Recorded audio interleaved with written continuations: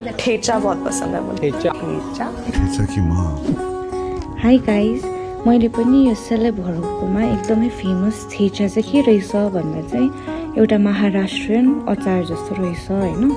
यसमा चाहिँ सिम्पल इन्ग्रिडियन्ट्सहरू जो चाहिँ बदम, खोर्सानी, लसुन, जिरा हालेर चाहिँ हजुरले बनाउन सक्नुहुन्छ। अनि यसलाई चाहिँ हजुरले पिरो चाहियो भने बेसी खोर्सानी, पिरो चाहेन भने कम्ती खोर्सानी गरेर गर्न मिल्छ।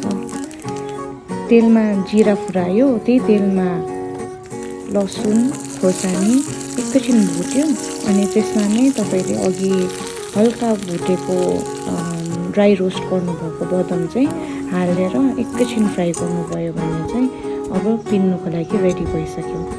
हाम्रो पुरानो घरको सदस्यलाई चाहिँ भेट्नुहोस्, उहाँहरूलाई चाहिँ आज धेरै पछि मैले निकालेको छु, किनभने थेचा चाहिँ यस्तोमै गरेर थिच्नु भनेकै थेचा रहेछ क्या।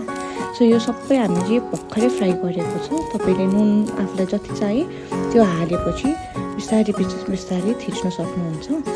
अनि अब तपाईँहरूलाई धनियाँ मनपर्छ भने धनियाँ, अलिकति अमिलो मनपर्छ भने चाहिँ कागती हालेर यसलाई रोटीसँग, खानासँग, जेसँग पनि खानु मिल्छ। मलाई चाहिँ यत्तिकै खाँदाखेरि पनि मलाई मिठो लाग्यो।